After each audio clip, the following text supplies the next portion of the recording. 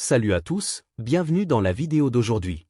Après avoir apprécié la vidéo précédente sur la chaîne Histoire en pixels, concernant l'histoire du génie Albert Einstein, nous avons rendez-vous aujourd'hui pour une nouvelle vidéo sur la théorie de la relativité générale. Ce sera simple et facile à comprendre. Commençons. La théorie de la relativité d'Einstein repose sur deux principes.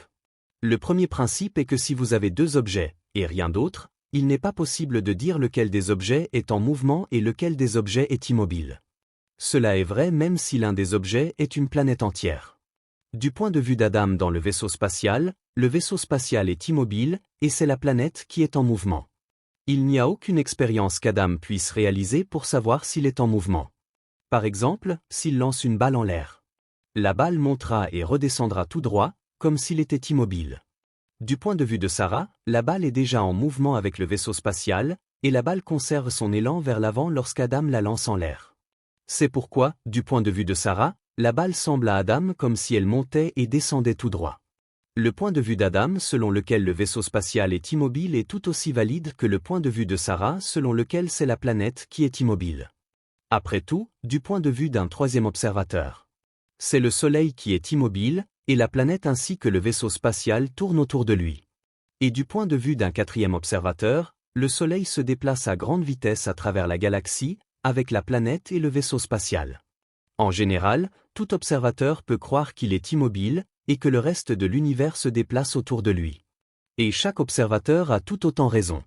Il n'est pas possible de dire quel objet est en mouvement, car en l'absence de force, tous les objets continueront à se déplacer dans la même direction avec la même vitesse pour toujours.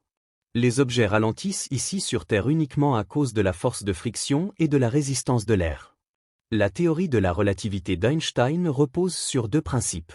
Le premier principe est qu'il n'est pas possible de dire quel objet est en mouvement et quels objets sont immobiles. Chaque observateur a raison de penser qu'il est immobile et que le reste de l'univers se déplace autour de lui. Le deuxième principe sur lequel repose la théorie de la relativité d'Einstein, la vitesse de la lumière est la même pour tous les observateurs. Supposons qu'Adam tire un laser vers le sol, qui rebondit sur un miroir, et qu'il mesure le temps que met la lumière à revenir au vaisseau spatial. Du point de vue d'Adam, la lumière laser monte et descend tout droit. Du point de vue de Sarah, la lumière laser suit une trajectoire en forme de V. La trajectoire en V est plus longue que la trajectoire tout droit. Étant donné que la vitesse de la lumière est la même pour tous les observateurs, du point de vue de Sarah, il faut plus de temps pour que la lumière laser revienne au vaisseau spatial. Mais, si Sarah regarde l'horloge d'Adam, elle verra que son horloge indique moins de temps entre le moment où il a tiré le laser et le moment où il a reçu la lumière réfléchie. Cela signifie que Sarah verra l'horloge d'Adam fonctionner plus lentement que sa propre horloge. Plus un vaisseau spatial s'approche de la vitesse de la lumière, plus le temps à l'intérieur du vaisseau ralentit. Si la vitesse du vaisseau spatial était égale à la vitesse de la lumière, alors le temps à l'intérieur du vaisseau s'arrêterait complètement. Peu importe à quelle vitesse le vaisseau spatial voyage. Adam ne remarquera jamais que le temps pour lui ralentit. Tout est plus lent de la même quantité exacte, y compris la vitesse de ses pensées, donc le temps pour Adam semble s'écouler normalement. Du point de vue d'Adam, son vaisseau est immobile, et c'est le reste de l'univers qui est en mouvement. Par conséquent, Adam pensera que les horloges des autres fonctionnent lentement. Supposons qu'il y ait trois vaisseaux en mouvement ensemble, et qu'Adam tire un laser sur les deux autres vaisseaux. Du point de vue d'Adam, les trois vaisseaux sont immobiles. Et les deux autres vaisseaux recevront la lumière laser en même temps. Sarah voit la lumière des deux lasers se déplacer à la même vitesse.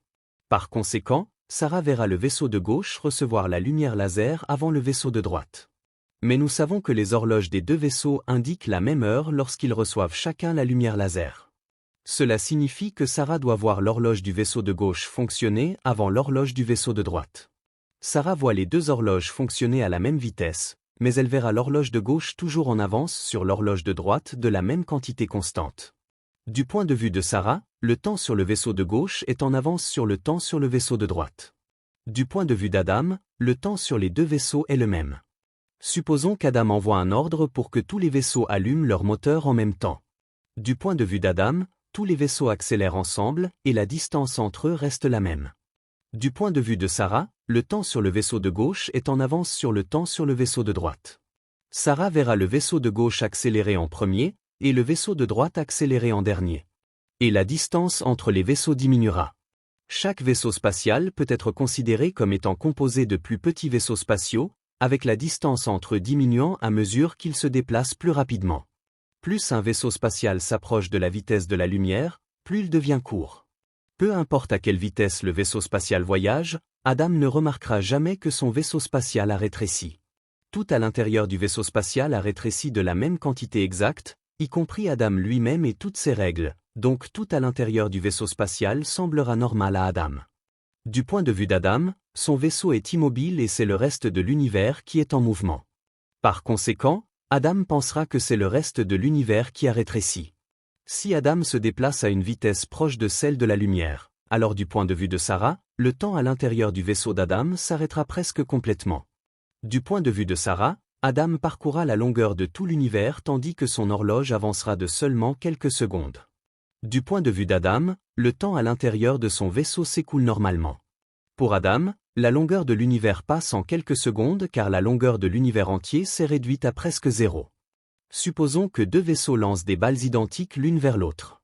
Les balles rebondissent l'une sur l'autre et retournent à chaque vaisseau. Du point de vue de Sarah, le temps dans le vaisseau d'Adam avance lentement. Du point de vue de Sarah, Adam lance sa balle beaucoup plus lentement. De son point de vue, la balle d'Adam et tout ce qui se trouve sur le vaisseau d'Adam doivent avoir plus de masse. Sinon, la balle d'Adam n'aurait pas eu assez de moment pour faire rebondir sa balle. C'est le sens de E égale mc2. À mesure qu'un objet se déplace avec plus d'énergie, sa masse augmente. C'est pourquoi rien ne peut voyager plus vite que la vitesse de la lumière. À mesure qu'un objet s'approche de la vitesse de la lumière, sa masse devient si grande qu'une quantité infinie d'énergie serait nécessaire pour le faire aller plus vite. Jusqu'à présent, nous n'avons parlé que des cas où le vaisseau d'Adam se déplace sans changer de vitesse. Mais, si le vaisseau essaie de changer de vitesse, alors les choses sont différentes. Quand Adam allume ses fusées, l'accélération le fait projeter en arrière dans son siège. De son point de vue, le vaisseau spatial est immobile, et c'est le reste de l'univers qui accélère. De son point de vue, il doit y avoir un champ gravitationnel causant l'accélération de l'univers entier. Du point de vue d'Adam, c'est ce champ gravitationnel qui le projette en arrière dans son siège. Du point de vue d'Adam, la force de ses fusées équilibre exactement la force gravitationnelle, ce qui fait que son vaisseau reste à la même place. Adam voit l'univers entier affecté par ce champ gravitationnel, y compris les rayons de lumière. Puisque la lumière doit avoir la même vitesse pour tous les observateurs même si elle est affectée par la gravité, cela signifie que la gravité doit également affecter la vitesse à laquelle le temps s'écoule. Si Adam voyage à proximité de la vitesse de la lumière, alors le temps sur son vaisseau s'écoulera très lentement. Lorsqu'Adam reviendra, seules quelques minutes se seront écoulées pour lui. Mais beaucoup d'années se seront écoulées pour Sarah. Du point de vue d'Adam, il est immobile, et c'est le temps sur Terre qui avance lentement. Lorsqu'Adam allume ses fusées pour faire demi-tour, il pensera qu'il y a une force gravitationnelle le faisant rester immobile et faisant accélérer la Terre vers lui. Du point de vue d'Adam, ce champ gravitationnel fait que le temps sur Terre avance plus vite que le temps sur son vaisseau. C'est pourquoi, du point de vue d'Adam, plus de temps s'est écoulé pour Sarah que pour lui. La gravité n'est pas une force, mais une courbure dans l'espace-temps.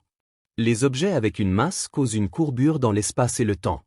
Il ne semble y avoir une force que lorsque, en réalité, tout suit simplement des lignes droites. Dans le cas d'un trou noir, la courbure devient infinie. Même la lumière ne peut s'échapper. Près du trou noir, le temps s'arrête complètement.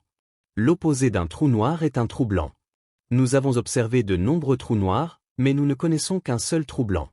Le seul trou blanc que nous connaissons est le Big Bang, qui a créé notre univers connu. Si vous avez aimé la vidéo, dites-le moi dans les commentaires et n'oubliez pas de vous abonner à la chaîne pour recevoir toutes les nouveautés. À bientôt!